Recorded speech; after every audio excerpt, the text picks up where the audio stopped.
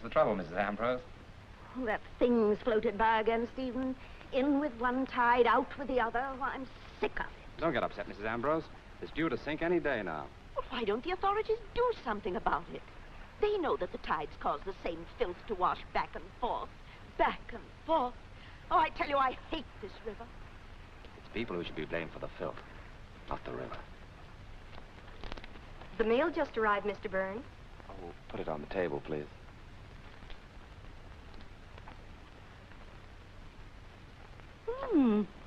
Looks like a manuscript. My manuscripts are like the tide out there. They always come back. Maybe they wouldn't if you took my advice. Spice 'em up. Make 'em racy. That's what the public wants.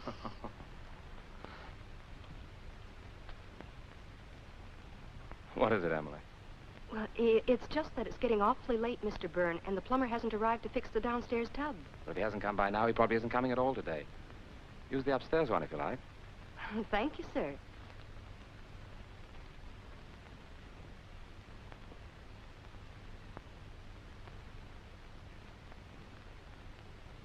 How does your wife like the new maid, Stephen? What? Very well, I think. Good.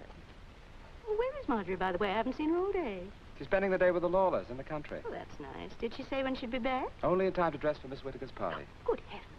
Why, I'd better go and finish my gardening so that I can start to get ready. I've still millions of things to do out here.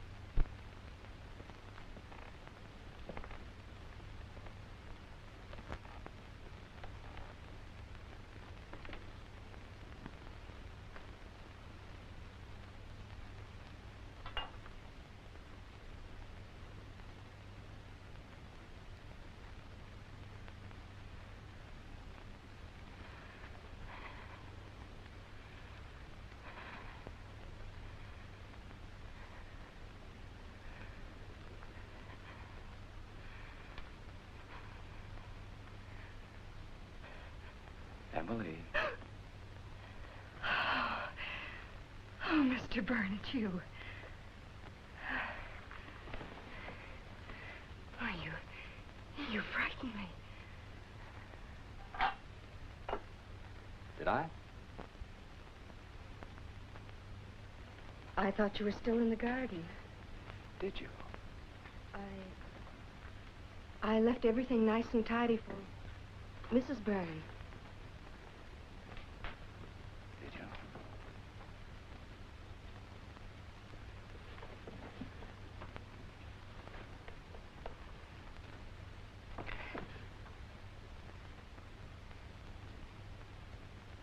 you? Mr. Byrne, please let me by. Of course. Nice perfume you use, Emily.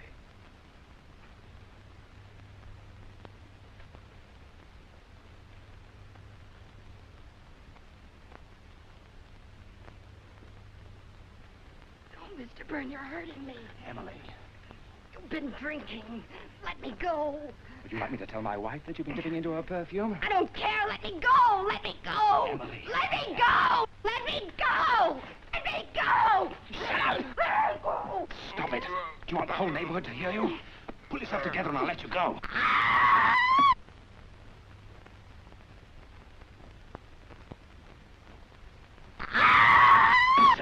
Fool!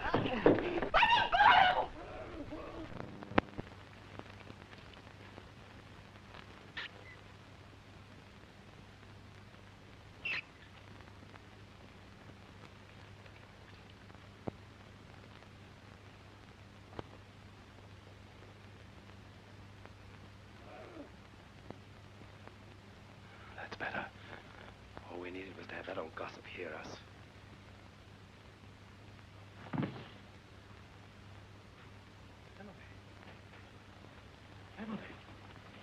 Emily!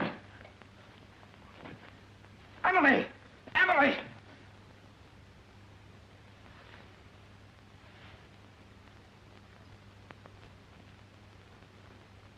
Merciful God.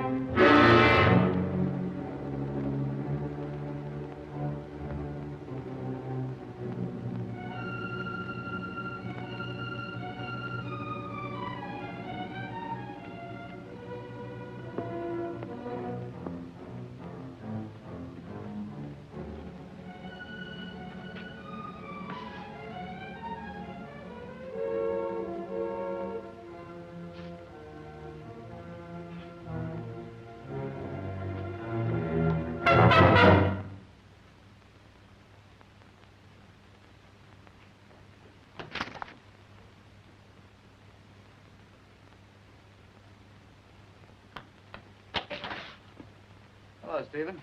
I tried the front door. John. Thank heaven it's you. Oh, what's happened? Well, there's been an accident. Marjorie? No, the new maid, Emily. She fell. Well, let me look at her. No, Well,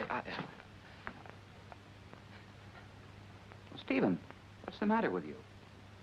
Have you sent for a doctor? No, there's nothing anybody can do. She fell down the stairs. She hit her head. They'll blame me. Well, why should anybody blame you? Well, because I was playing the fool pretending I was going to kiss her. She got frightened and something happened. I don't know what exactly, but of course they'll blame me. Stephen, stop it. Let me look at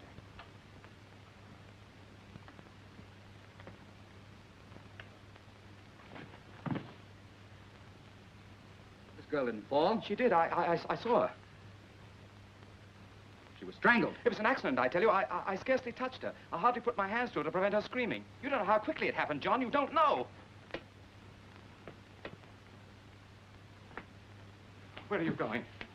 For the police. You can't. You're my brother. I've gotten you out of a lot of nasty scrapes, Stephen. But this is murder. John, don't let me down. You've always helped me. You can't do that to your own brother. Please, you have to help me. Please, John, please.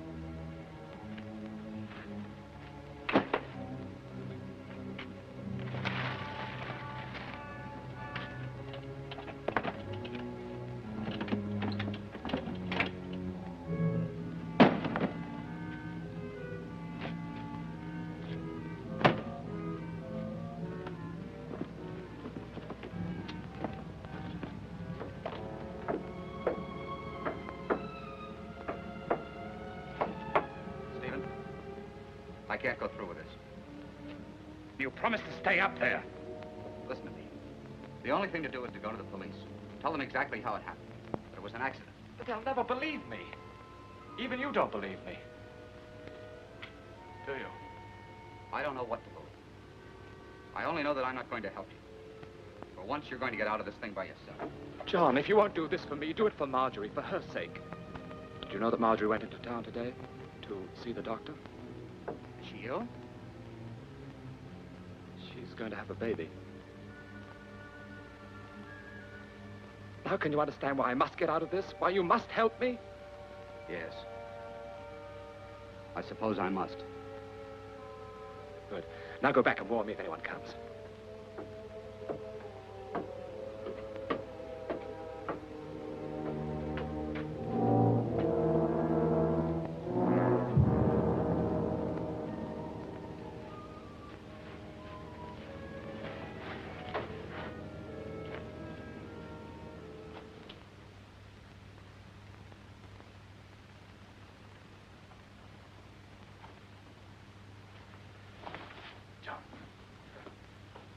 Wait a minute.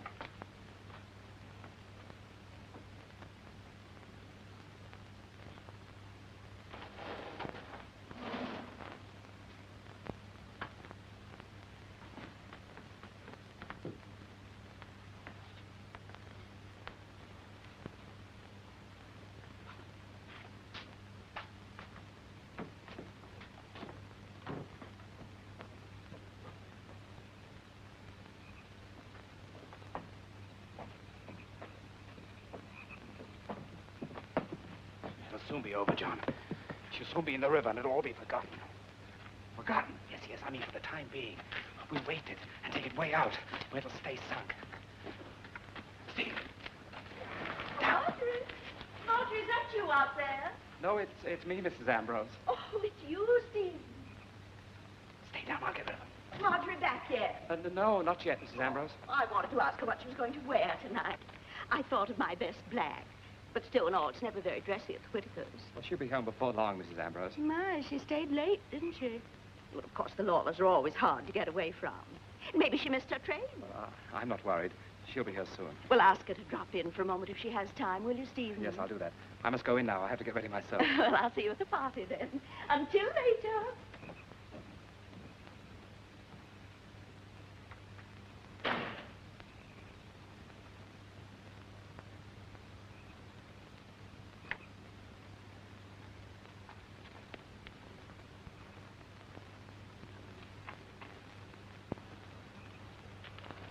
I thought the old hag would never leave. I thought you said Marjorie went to the doctor's today. She did. Mrs. Ambrose said she went to the Lawlers. She went both places. The Lawlers live in the country. If she went there, it means she spent the day. I tell you, she went to the doctor's. Now stop quibbling and help. A scandal would ruin all of us. There are more people to be considered than this dead servant girl. Do You used to refer to her as Emily. John, don't be like that. Can't you understand how I feel? If I could undo what's happened, if I could go back. But I can't. I've got to think of Marjorie and my child. This has been a lesson to me. I know I've been foolish, but I'll change. I swear I will. John, Marjorie will be back any minute. All right, Stephen. All right. You talked me into this, too, as you have 1,000 times before.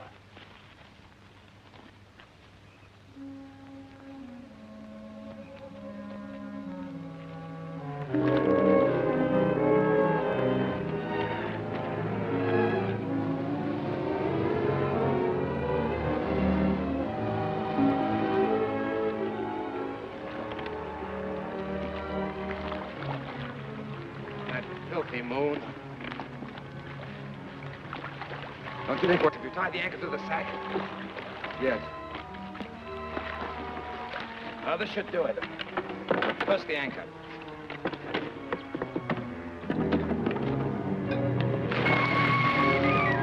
All right, lift up.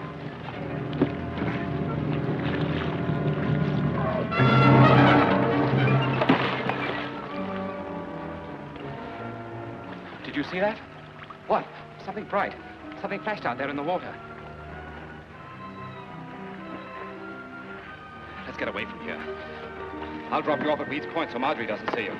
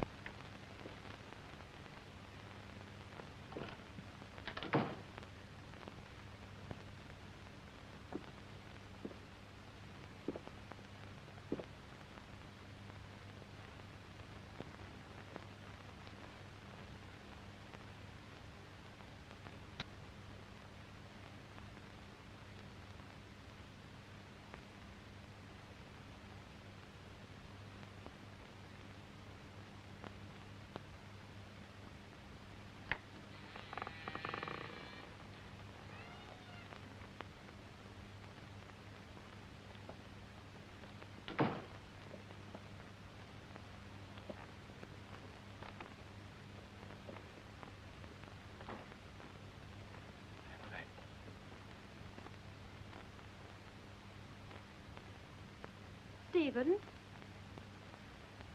Marjorie. Is that you, Stephen? Yes, Marjorie. You frightened me. Sorry, dear. I couldn't seem to find the light. Where have you been, dear? I, took the boat out. Well, do you know where Emily is? Emily? Yes. She's not in the house, and she promised to help me dress for the party. Oh, she said something about going for a walk. It's not like her. She knows it's Cook's day off, and I'm alone. She probably went off with a young man someplace and forgot the time. I can help you if you like. I could say that you were all thumbs today, but I won't. I'm not only doing my best, but I'm enjoying it. Oh, you're very sweet.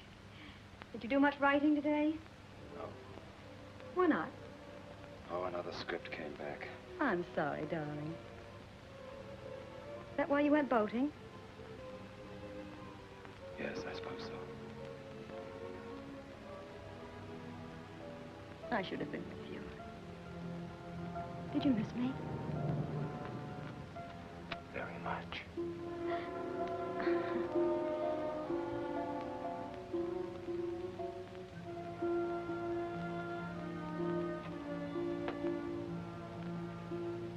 I wish you hadn't gone out today.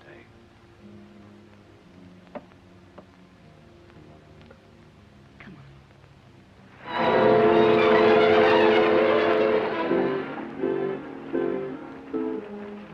Darling, what is it? What's happened?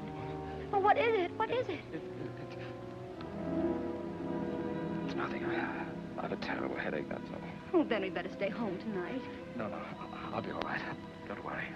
Oh, darling.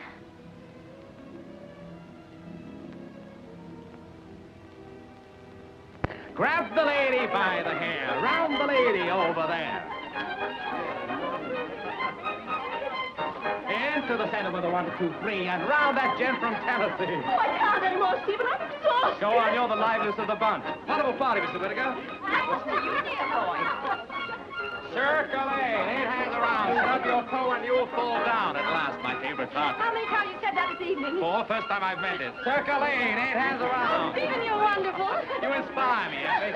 Stephen, you write us really nice to sing. Alaman left. Fred right and left. First you'll right and then you'll left. To meet your partner and give her a swing and throw it all around the ring.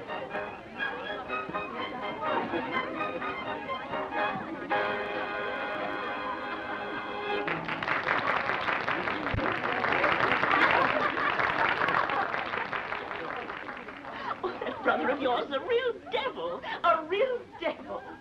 Oh, Stephen, do you know what'll happen to me if I drink that? Why do you think I'm giving it to you? Stephen, you're the limit. Thanks. Well, John, aren't you going to try the punch? No, I don't feel like drinking tonight. What's the matter with him? What? He seems depressed. Have you ever seen him when he wasn't? Oh, that's not nice, Stephen. It must be very hard to love music very much and not to be able to dance and to be a part of things. He could have been part of things tonight.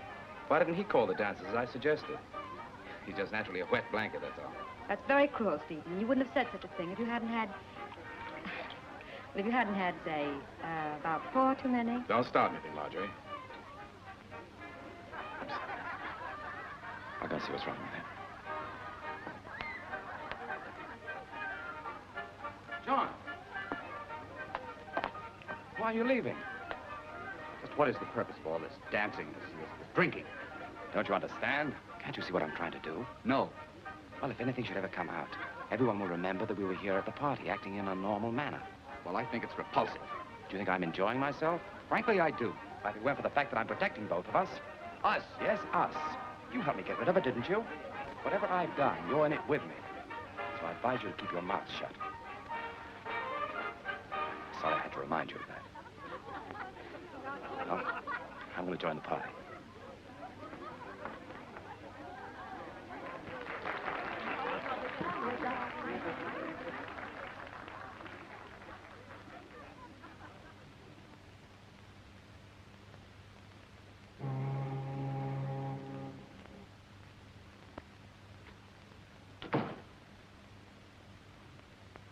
Is that you, Mrs. Byrne? Yes, Mrs. Beach. Oh, you shouldn't have bothered to stay up for us. Oh, Mrs. Byrne, What is it? it's Emily. She's not home yet. She's not. No. When I first got here, I thought maybe you'd sent her on an errand or something. She still isn't home. I'm afraid something's happened. She's probably with her parents. No, Mr. Burns, you don't get on with them. Well, she would have told us if she was going to spend the night with them. The thing that puzzles me is that none of her dresses are missing. How do you know that, Mrs. Beach? She showed me her things when she first came to us, Mr. Byrne. She didn't have very much. Well, if none of her dresses are missing, she can't have gone far, naked. Steve! I'm not going to sit up and worry about a promiscuous servant girl who wants to make a night of it someplace. I'm going to bed.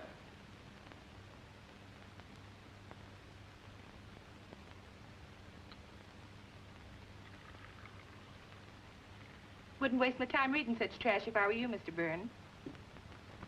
One is the disappearance of a human being considered trash, in your estimation, Miss Bantam. Since I found out what a bad name that Emily Gaunt has given young women like myself in service. Bad name. Yes. That Emily was a proper hussy. Gadding about night after night. With young men's followers and heaven knows what all. There's no doubt but that she was out with one of her many sweethearts the night she disappeared. And she went further than she meant. But, you make your own bed, you must lie on it.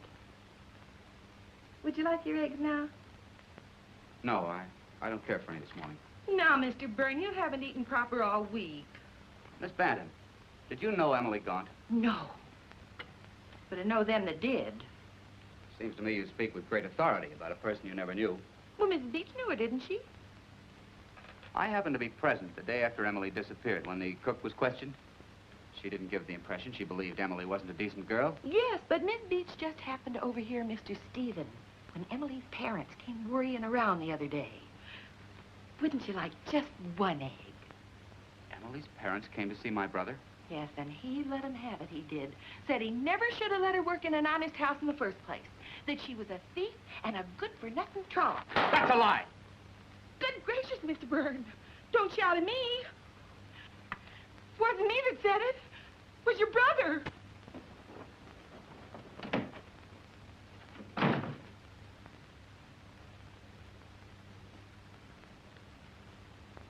It's the truth, John. At first, I didn't believe it either. But Stephen kept after me to go through my things. Oh, it was Stephen, then, who was first suspicious. Yes. Our whole outfit was missing. Hat, dress, shoes, everything.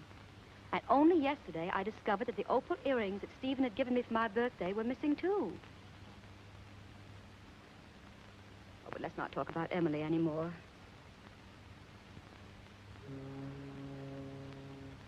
It's Stephen that I'm concerned about. I don't know exactly how to say it. There's such a peculiar look that comes over his face when he's talking about Emily. It almost seems as though we were actually enjoying it.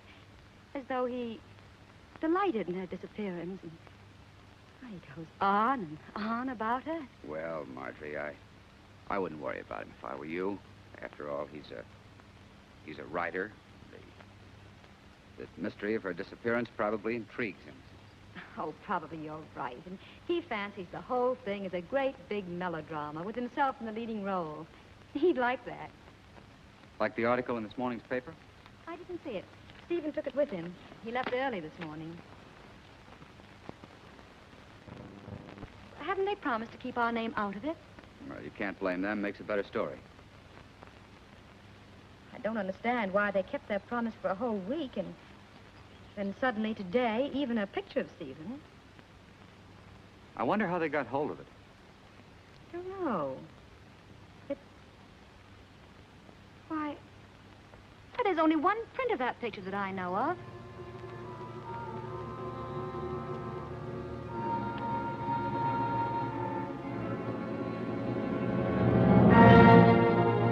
Now, isn't he like a child? He wanted his picture in the paper.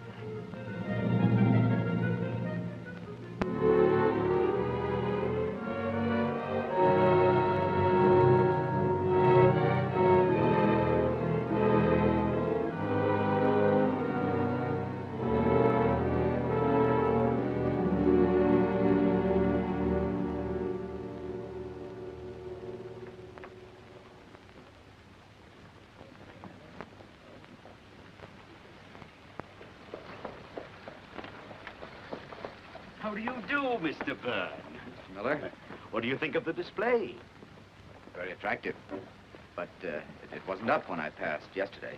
No, your brother called me last night and told me of the publicity he was expecting in the papers, and he wanted me to cash in on it. Thank you, dear boy. Oh, gee, I'd love to be a writer, too. Well, why don't you try, Effie? Your mother says you're very good at making things up. But some of your excuses are masterpieces of imagination.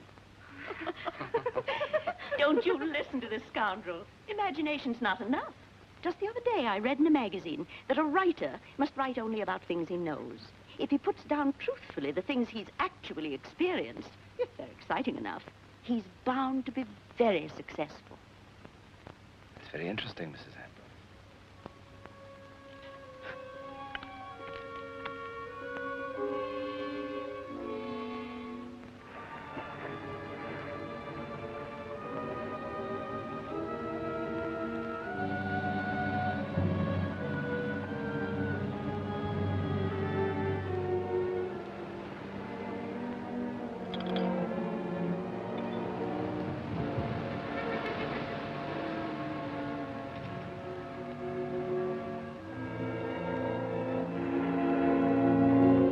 Don't touch that!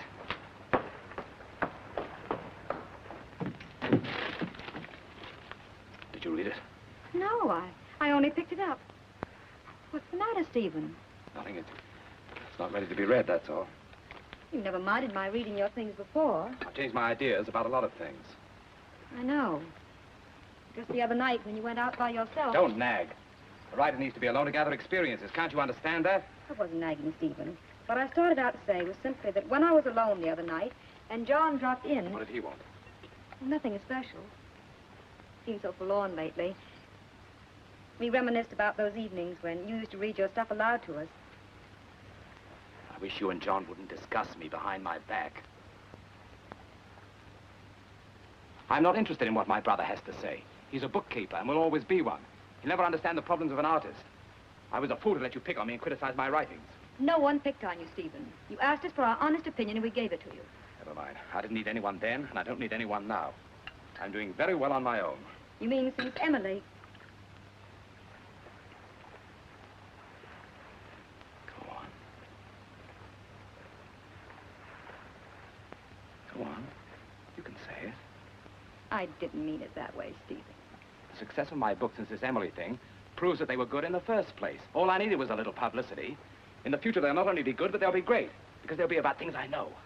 Like what you're writing now? Yes. Well, what's it about? Will you stop prying?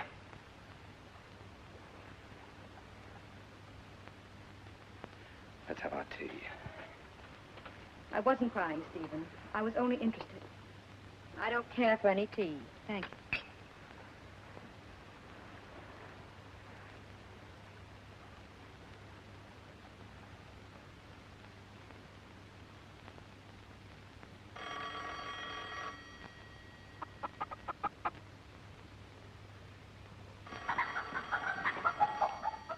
John Burns' accounting office.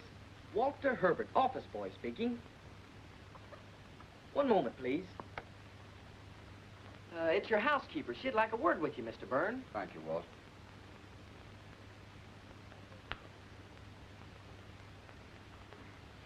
Check these over, Elmer.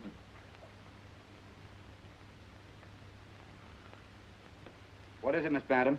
Mr. Burns, with the cold weather coming on, I told the neighborhood boys to gather some driftwood, save you catching cold like last year. But when I went to get the wood sack, I found that your brother hadn't returned it. I wonder, would you mind stopping there on your way home this evening?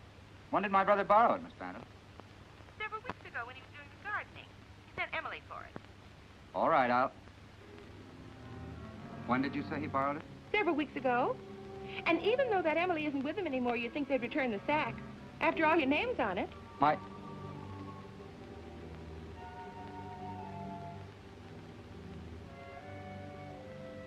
name is on it? Yes. I stenciled everything you own with India ink. I'll go for it if you're busy. No. I'll stop by for it, Miss Bantam.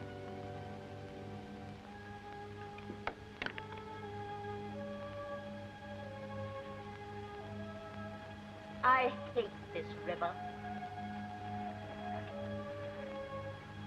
We neighbors really should get up a petition, Stephen. What's the trouble today, Mrs. Ambrose? That horrible thing floated by again. That dead animal. Couldn't be. Must have sunk long ago. No, it isn't. What's a sack? Yes, that's what it is. A sack of some kind. Probably filled with rubbish. You see it?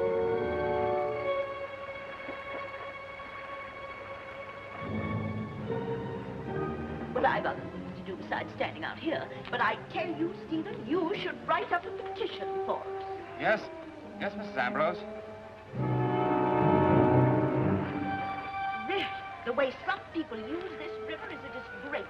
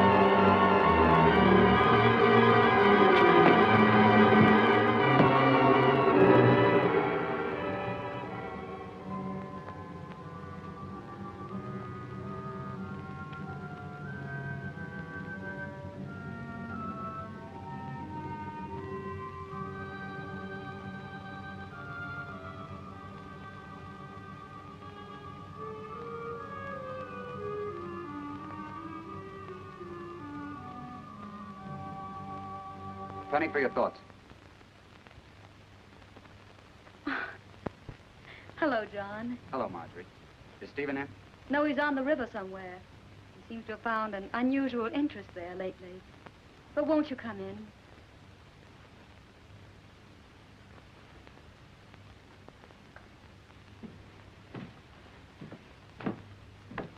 I'm glad you've come, John. I need someone to talk to very badly. When I feel like this, there doesn't seem to be anyone else in the world like you. You mind? You know that I don't. You're nice, John. Very, very nice. Yes, like mint tea when you have a cold. Oh, no, John, like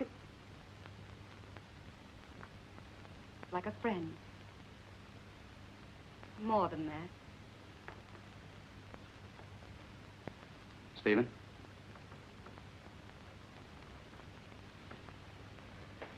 I think you know, John, that I've tried to make a success of my marriage.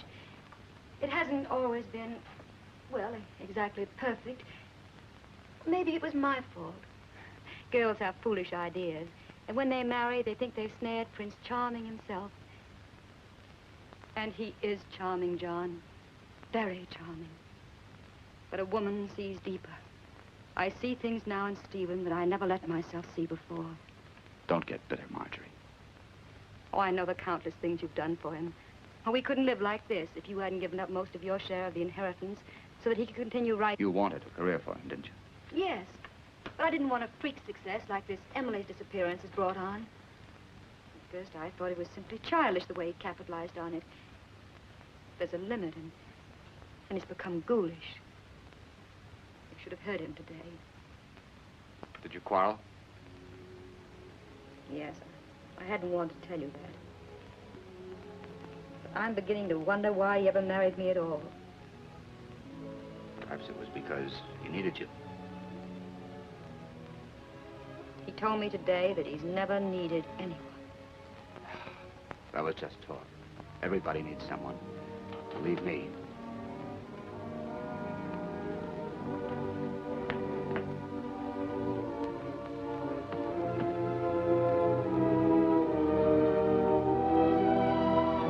Are you lonely, John?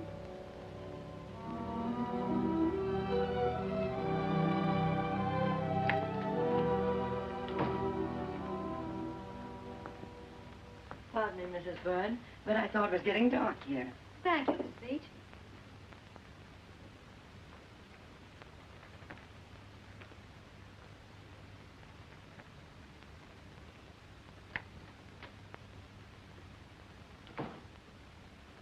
Sorry I said so much, John. It's unfair to talk about Stephen behind his back.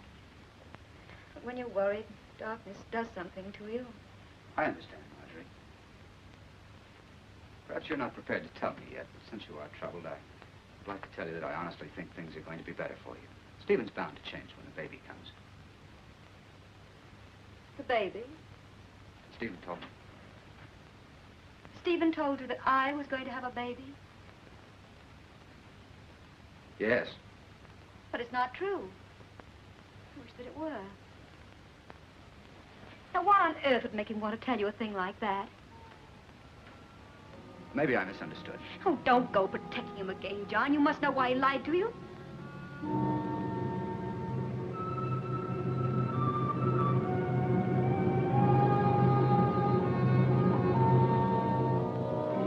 I can't discuss it now, Marjorie. Tell him to come to my place when he gets home. I'll talk to him.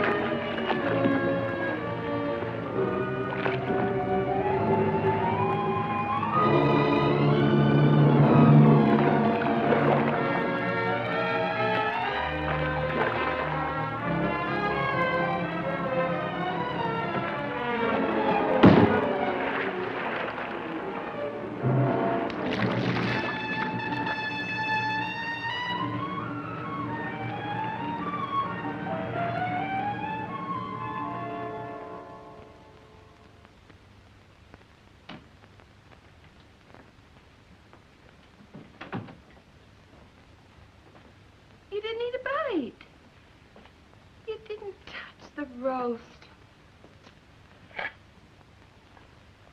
Of course, it's all dried out now. That's what comes from warming it over and over when you don't serve dinner on time. I'm sorry, Miss Bantam. Sorry. Being sorry won't help us spoil dinner.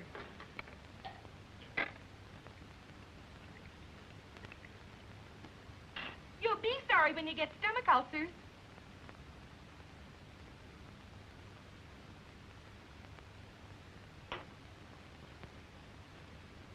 I know it's none of my business, Mr. Byrne, but you've been drinking a good deal lately. I appreciate your interest in me, Miss Bantam, but I must remind you that I'm quite old enough to determine my own drinking capacity. When a man's alone as you are, he should be grateful to have somebody look after him. I'd be grateful to you if you'd stop nagging at me. Why, I never heard of such a thing. Just because I take an interest in you. Well, I don't want you to take an interest in me. I'm quite capable of running my own life. All right. Seems like I can't do anything right anymore. You didn't bring the wood sack. No? But I told you the boys will be here in the morning to gather driftwood. What shall I tell them? I don't care what you tell them. Now, please leave me alone.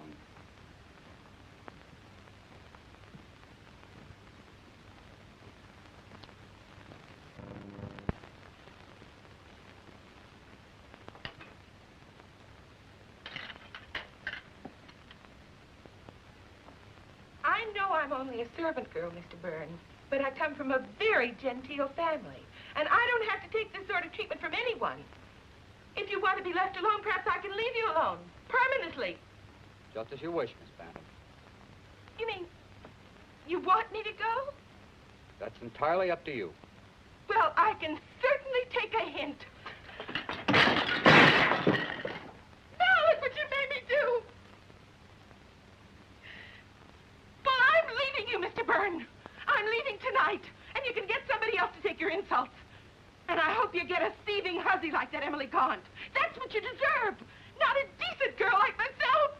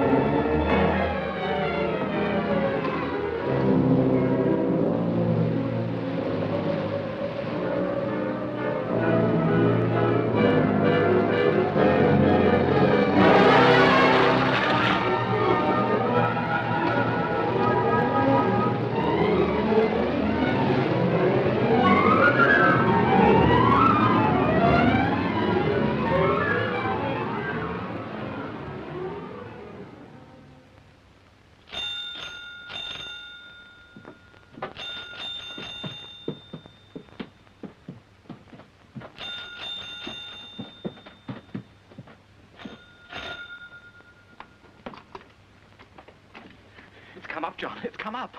What are you talking about? Emily's come back. What? The wood sack. It's come up out of the river. I've been up all night. I chased it for 6 miles, but the tide was too fast and I couldn't find it. I almost had her once, but she got away. It's your fault. Why didn't you tie it securely? I was a fool to trust you. Quiet. It'll be passing up and down the river until they find it. Up and down the river. It'll go on for weeks. The police will find it soon enough. Yes, but they won't know we did it. I mean, there are hundreds of sacks like it. They won't trace it to us, will they? No. Not to us. They'll trace it to me. To you? My name is on it.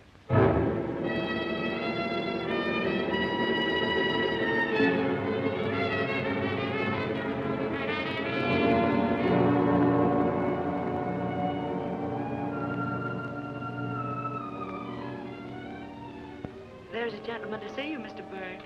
You know I don't wish to be disturbed. He's from the police, sir. Please. Send him in. Yes, sir.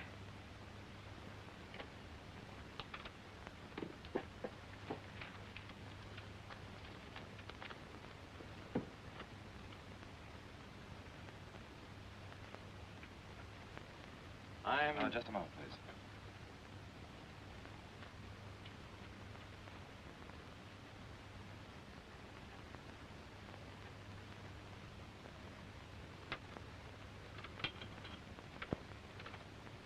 Sorry, I wanted to get my thoughts down before they went away. I'm Lieutenant Sarton, sir. How do you do? What can I do for you? Well, it's about, this sack. Ever seen it before? I don't know. Sacks look pretty much alike. Uh-huh. Looks like the wood sack that was stolen from here. Stolen? Yes, it belonged to my brother. Oh, yes, his name is stenciled in there. Is it? I didn't know that. You say that, it was stolen from here? Yes, we borrowed it from him, and when I went to return it, it was gone. Hmm. Well, how long ago was that? About 3 or 4 weeks ago. But if you know it belongs to him, why do you return it to me? Well, we tried to contact them all day, but had no success. You see, this sack contained the body of Emily Gaunt. Clad only in this inexpensive dressing gown. And according to the medical experts who testified at this inquest, strangled and afterwards thrown into the river. Now, when did you first discover that this dressing gown was missing? It was when we were getting her things together to send back to her parents. And when and how did you discover that your own things were missing, Mrs. Byrne? The morning after Emily failed to return. It was my husband who suggested that I go through my wardrobe. He insisted that inasmuch as none of Emily's dresses were missing, she might have gone out in some of my own things. And then we discovered that not only was my lace dress gone, but some of my best lingerie, an evening wrap, and a pair of silver slippers. Was there any other thing of value gone? Yes. Several days later, I found that a pair of opal earrings that my husband had given me for my birthday were missing too.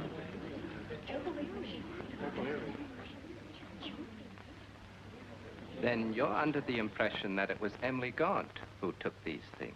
It was hard for me to believe, for in the short time that Emily worked for us, I found her most dependable. But I was forced to this conclusion. What is your occupation, Miss Bantam? I was a housekeeper in the home of Mr. John Burns, sir. But I'm unemployed at present. How long were you employed there? It would have been 5 years this coming Christmas. Why are you no longer employed by Mr. Byrne? Because he became too impossible to get along with from the time that Emily Gaunt disappeared.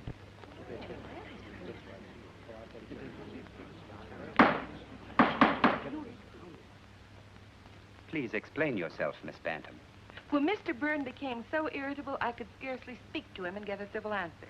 In what manner would you say that he had changed? Well, Mr. Coroner, He was in the habit of eating a very hearty breakfast after all years of work for him. But after that Emily Gaunt disappeared, in fact, the very morning the story appeared in the newspapers, he scarcely touched a thing. And several times, when I even indicated that the hussy might have got what she deserved, he practically snapped my head off.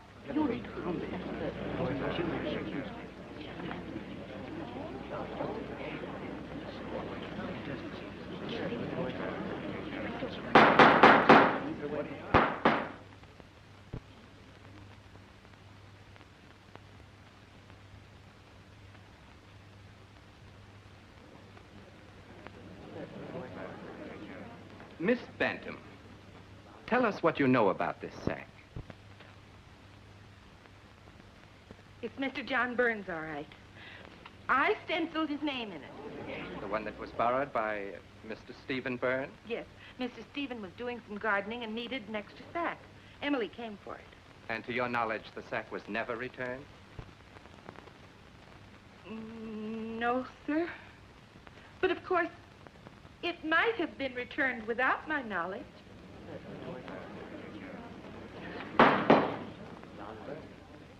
What do you mean by that, Miss Bantam? I mean simply that it's peculiar to me that Mr. John Byrne would have allowed the sack to remain at his brother's for any length of time at all. Please clarify that statement. Well, it was his habit to go out and collect firewood off the river.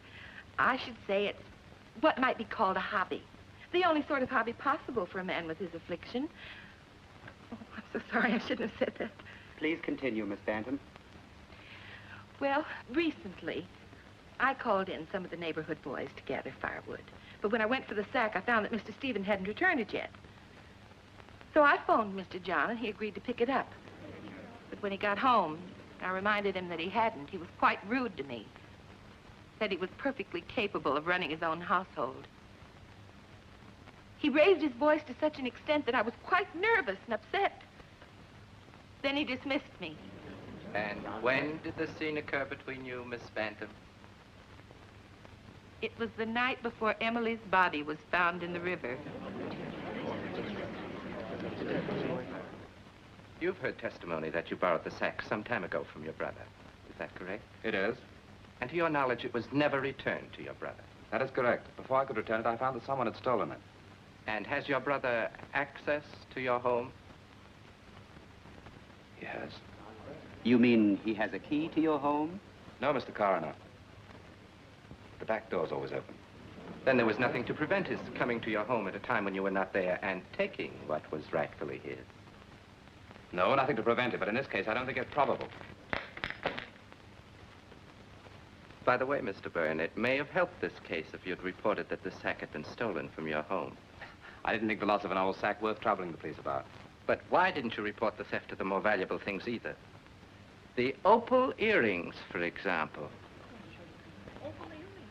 Because I didn't wish to cause Emily's parents further concern. Besides, my wife and I felt that eventually poor Emily would return and the articles would be recovered. Now tell me, Mr. Byrne, when was the last time you used this sack for gathering wood? Some weeks ago. It's hard to say. Oh, could it have been about 3 weeks ago? What you mean is, about the time that Emily Gaunt disappeared? I must ask you not to mind what I mean, Mr. Byrne. Would you say it was 4, perhaps? I couldn't be sure. Then would you say it was near the time that Emily Gaunt disappeared? I couldn't be sure. The collection of firewood, unlike a marriage or a birthday, is not a festive moment in my life. I don't remember. But you do remember the testimony that the sack was stolen from your brother? Will you kindly give an oral answer to the questions asked at this inquest? I do. Does it not strike you as being rather odd that a thief would bother to take an object of such little value? I wouldn't know.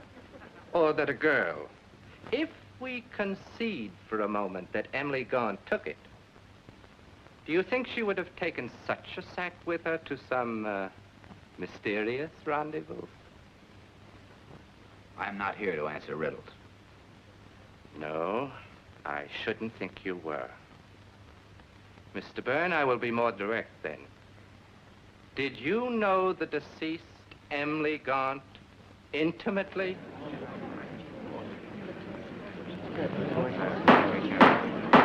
Mr. Byrne, I asked... She was employed by my brother. I knew Emily Gaunt by sight. Is it usual for you to zealously defend persons whom you're known by sight to the extent that you snap off the head of a woman who has served you faithfully for 5 years? I would defend anyone who was being maliciously slandered. Very admirable indeed. Especially when they were being slandered by people whose bitterness... That is all, Mr. Byrne. For one who was not here to answer riddles, I must say you've done very well.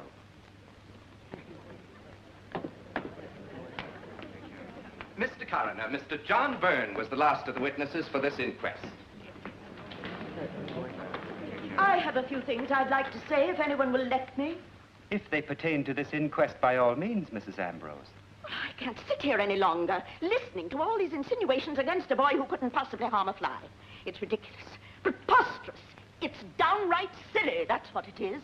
Mrs. Ambrose, will you kindly control your temper and give us a more coherent reason for your impatience with this inquest?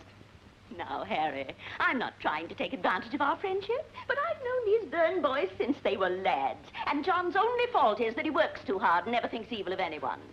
And as for this silly old maid, it's plain as the nose on your face she's in love with him and imagined heaven knows what about him. And when an old maid's in love, heaven protect the object of her affections if that love goes unrequited. All the devils and all the furies. Oh!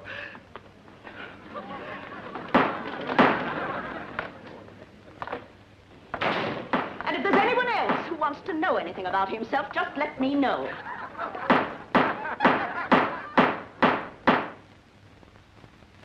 Was there anything else you wished to know, Harry? That will be all, Mrs. Ambrose. And so, in all probability, Emily Gaunt, dressed in her mistress's finery, went off to some secret tryst. Therefore, the conclusion of this inquest is that the girl was murdered by person or persons unknown. Inquest dismissed. Started with Emily, but it might end with me. Here he comes now.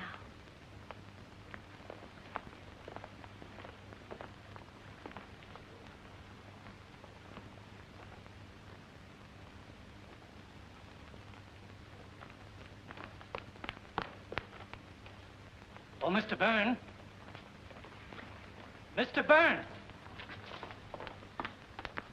Yes? No, not you, Mr. Stephen Byrne.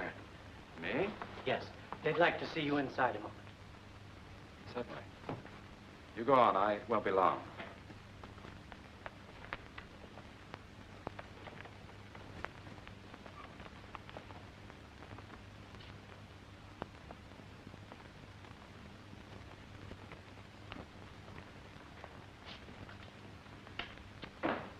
Sorry to trouble you again, Mr. Byrne, but you probably realize the case is far from being closed. So? Are you certain you have nothing more you'd like to say to us? Nothing. I can understand your feeling, Mr. Byrne. After all, the man is your brother. But if there's any further light you can throw on this... There's nothing more I can say, except that I'm fully convinced that my brother is innocent. Was that all? That was all.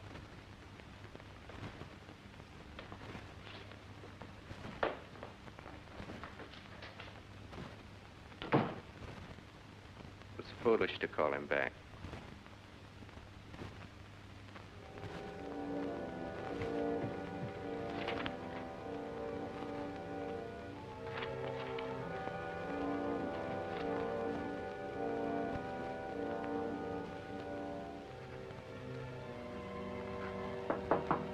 Yes. Stephen. What is it? You know I'm working. Stephen, why are you so irritable? What is it? I'm rather worried. Well, can't you wait and tell me about it later? All right, I'll be in my room. It's about Lieutenant Sarton.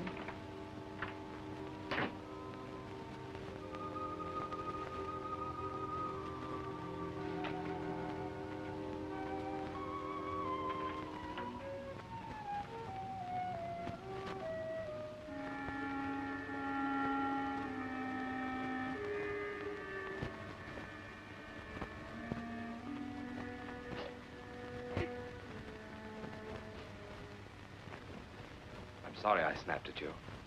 I was trying to finish a chapter. What did you want to tell me? Well, it's in these last weeks, since the inquest, I seem to run into that detective all the time. And just a little while ago at the market, too. And he always looks at me as though he thinks I know something I haven't told about Emily. Has he ever asked you any questions? No, but last night, after you'd gone out, I decided to go over to Mrs. Ambrose's. And I saw someone across the street. It looked like him. And I almost had the feeling that he'd been watching the house. How long was he there? I don't know. When I got back, he was gone.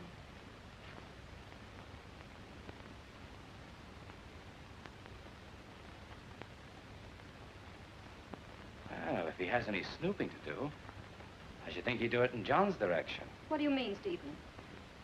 You were at the inquest. You know what I mean. No, I don't. Well, if you ask me, he acted so stupidly that he forced everyone to believe that he had something to do with it. Stephen. On top of everything else, he hasn't acted normal since the inquest. He shuns everybody. He won't even talk to me. Well, let's face it. John's a cripple. He knows he hasn't a chance with a girl of our class. It's not hard to believe that he carried on with a servant girl. Stop it. Aside from everything he's done for you, he's your brother. There's a limit to this business of being brothers, Marjorie. Oh, Stephen, you're insane. You're very fond of him, aren't you? You know that. Are you in love with him? How long has this been going on? I don't think I haven't been aware of it. You have a filthy mind.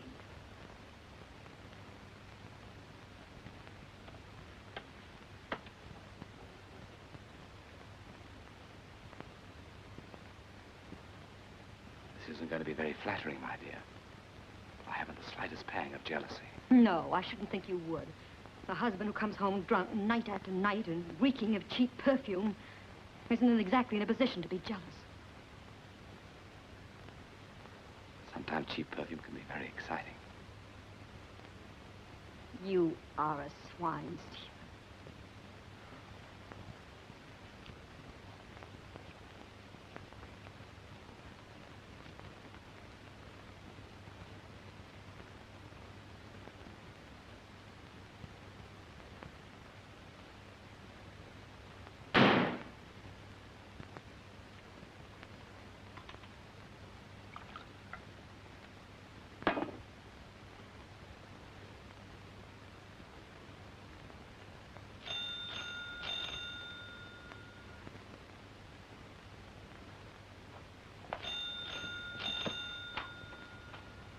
Marjorie.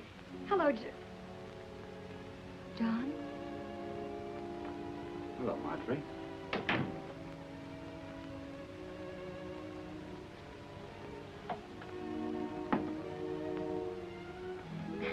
I met your office boy on his way over here. I told him I'd bring these up for him. Thank you. I've been here so many times, John. And to the office, too, but you were never in. I know.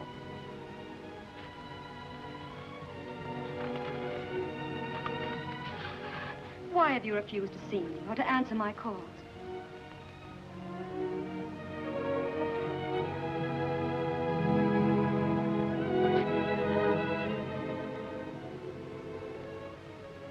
Haven't you found a housekeeper yet?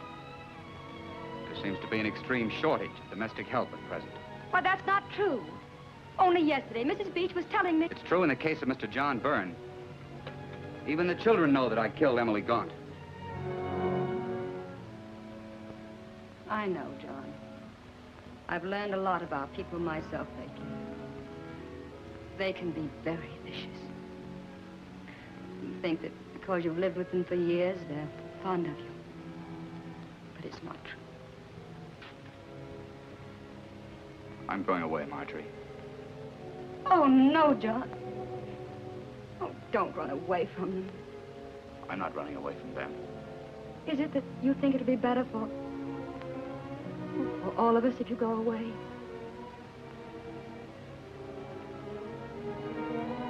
I've got to be sensible.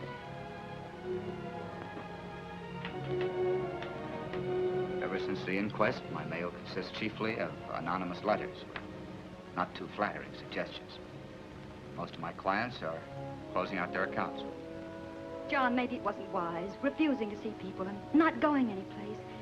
But you still have friends in this town. Let me give a party. We'll ask everyone you like, our real friends. We'll show this town. Wouldn't do any good. This town likes its nasty little backstairs gossip. If I stay and you keep on seeing me, defending me, they'll think that I wouldn't put anything past them. I don't care what they say or think about me. Marjorie, my darling. I'd rather die than cause you any suffering. Oh, John, don't talk like that. There must be something I can do.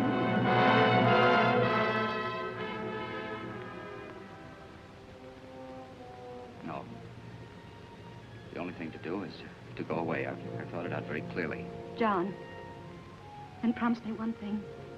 Before you do anything, before you make any decisions, let me know. I promise.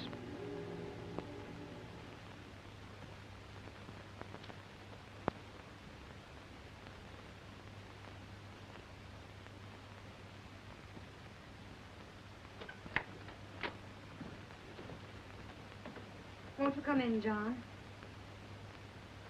I'd rather not, Marjorie. Good night, then, and thanks for seeing me home.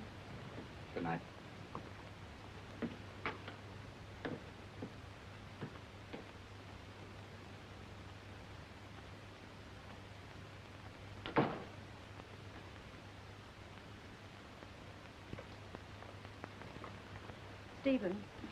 Stephen, it's about John. I'm not interested. Stephen, please, he's desperate. I'm afraid he's going to harm himself in some way. Don't be dramatic. He as much as told me so tonight. He said he'd rather be dead than go on the way things have been going.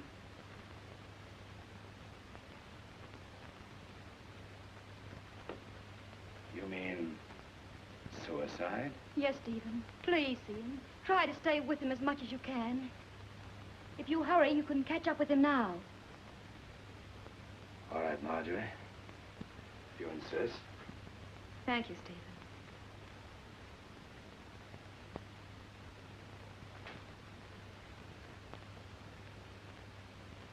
Oh, I almost forgot. Mrs. Ambrose was over. She said as long as it's Cook's day off, you should let her know if you want to have supper with her. I'm in no mood for her tonight. I'll have something here.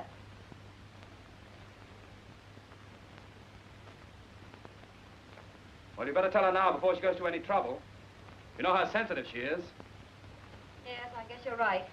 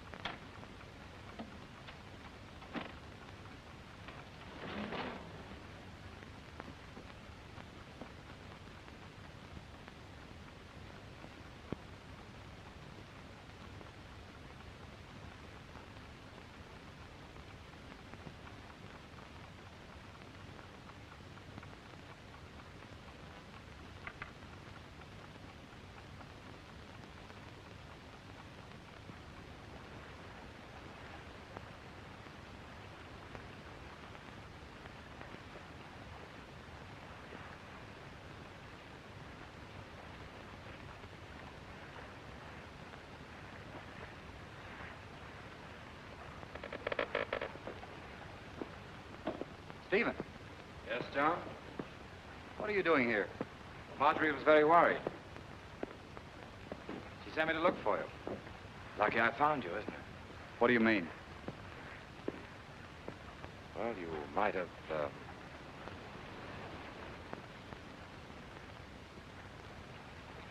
No. Suicide would only convince everyone that they'd been right. I'm glad you realized that. What were you thinking of as you stood there? Of another night on this river. You know, John, in spite of everything that's happened, and everything that's going to happen, I want you to know that I've gained something. Gained something? Yes, I was always afraid as a child. I didn't have the courage to do things. I was afraid of people, what they might say or think. Maybe that's why my writing wasn't good. You were right in that. But I'm not afraid anymore, and I've written something good. Because it's real. It took a murder to do that. Doesn't the end justify the means? You must be very, very ill, Stephen. Ill? Yes, sick. Otherwise you couldn't think as you do. What's happened to you? You know, John, I wish I could really trust you again. But I can't. Am I right?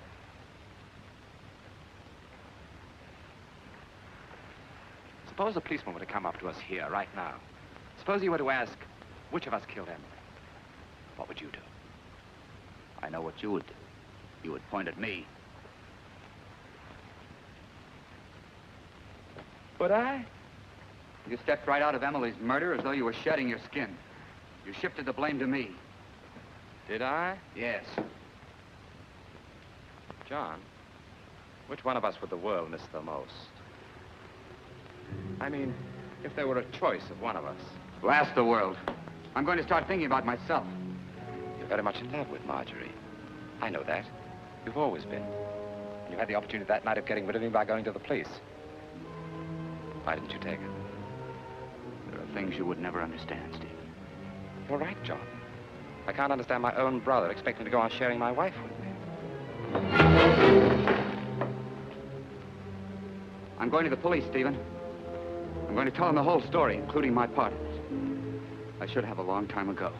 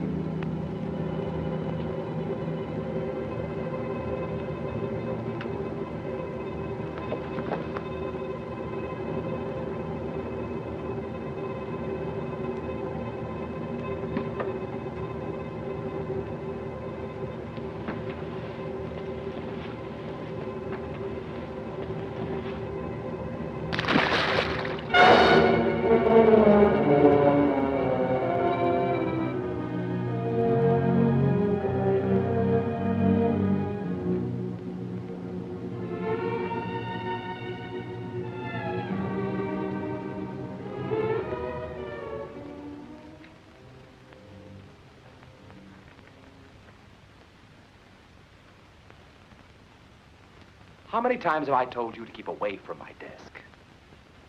Stephen. I hadn't expected to have it read for some time. But since you have read it, tell me what you think about it. How can you ask me that? Well, don't you think it's good? Can't you appreciate its quality, quite apart from its content? Not when it says that my husband is a murderer. I thought I'd disguised it completely. But you read between the lines, didn't you? John must love you very much, letting everyone think he did it. Oh, no. He loved you very much. He was old-fashioned. He believed in chivalry. That's why he kept silent about it.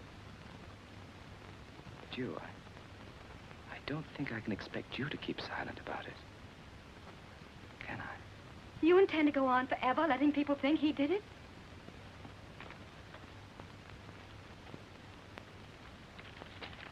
If John disappeared tonight, if something should have happened to him, let's say he drowned himself in the river, that would solve everything, wouldn't it? Stephen. everyone would know that he was driven to commit suicide by his guilt, wouldn't they? You're forgetting about me. Oh, no. I'm not forgetting about you. John committed suicide tonight. What? I saw to it. Before I'm through with you, they'll know that what John did once, he did again. Stephen, you're insane. Am I?